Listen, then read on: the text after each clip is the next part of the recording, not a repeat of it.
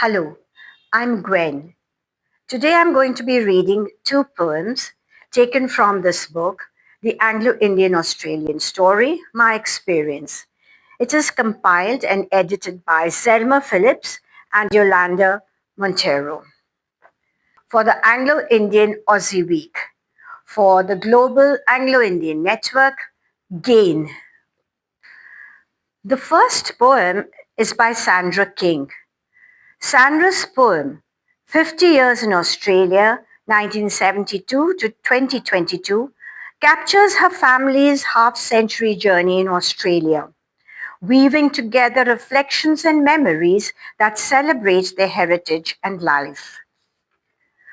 On a plane we came 50 years ago to start a new life on this great Aussie shore.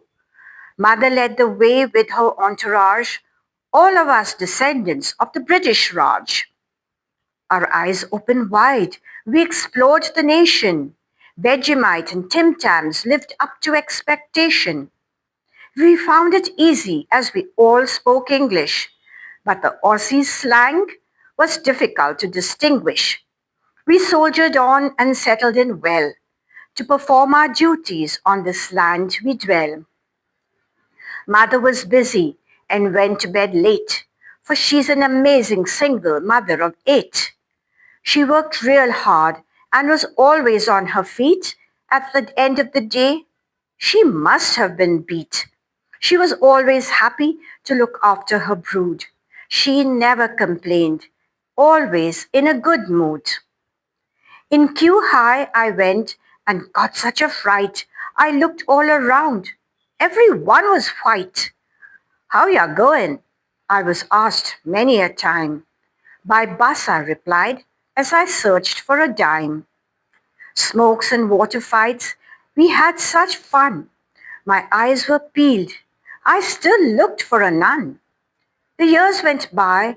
I pondered many things. A king was waiting in the wings. Disco dancing was my favorite thing. Stilettos and glow mesh and all that bling. I danced until the wee hours of the morning. On the way home, a new day was dawning. In finance, I worked, always busy, but fun. A supervisor I became at the age of 21. Part-time study was a bit of a chore. After 4 years of that, it became a big bore. Yearning for change, I deferred my course and hopped on a plane to Europe, of course. Richard was handsome with a wit to match. I thought to myself, he's really a good catch. On a warm autumn day, I walked down the aisle. The groom was waiting with a charming smile. Athletics and bodybuilding and a black belt he won. He wasn't the type to just sit around in the sun. He worked real hard in the printing game, but it wasn't the industry to achieve any fame. Positive and energetic, he still goes to the gym, fit as a fiddle, the only way to describe him. An heir was born. Her name is Shelley. She cried a lot. She had pains in her belly. She sang and danced and loved to act and was pretty good at it, as a matter of fact. Ambitious and driven, she was always on the go. From school captain to performing, always a good show. We watched in awe. She took on so many roles. We needn't have worried. She achieved all her goals.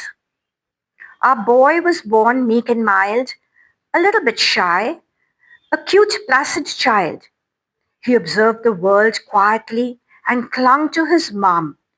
He didn't speak for a while. We thought he was dumb.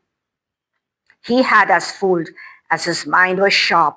From history to science, he would often harp, alert and curious for such a young lad. He asked so many questions, it drove us mad. As ducks of his school, what would be the future bring? As you all know now, he's Dr. Ryan King. 3 generations later, since that significant day, we reminisce the past as we turned old and grey. Mother's frail, as she's now 97. She will surely reach those pearly gates in heaven. Aussies we've become, our memories are grand. We are grateful for living in this great southern land. The second poem is written by Priscilla Clemens and is entitled An Anglo Who Calls Australia Home. The Anglos to the world they spread, leaving their mark wherever they tread. A carom board and a tin box or two, by boat or plane, off to somewhere new. £3.10 was all they could take. Survival for them would be a piece of cake. I myself came to a place down under, to the land of Oz, a place of wonder. Standing tall, all 4 foot 11, I sing the praises of this earthly heaven. Australia has given us the chance to aspire, achieve to the hilt whatever we desire. Our children are first generation Aussies. Ah, doesn't your inside feel so fuzzy? The heritage of Bharat is still pleasantly present. We mix with the Aussies with our AI accents. Prawns on the barbie with a touch of spice, served with some pickle and basmati rice. On weekends, we boogie and shake our ears, red wine and champagne or a frosty beer. There's no keeping us down. We are a happy lot, accepted on Australia as part of the melting pot. Our Jat Bhais, so many have done us proud. Actors to politicians, we stand out in a crowd. All who have settled in this fair land make an impression, from Perth's bustling city to Bondi's golden sand. To our forefathers, a tribute I pay, as they never knew the Milky Way. They all toiled hard from morning to night, so many of them in the wars they did fight. Thank you, mothers and fathers, so true. You paved the way for us to become true blue. Little or nothing was what some had on arrival. Hard work and your inspiration helped our survival. May I say to all the AIs, wherever you may be euphoric of your Anglo-Indian family tree.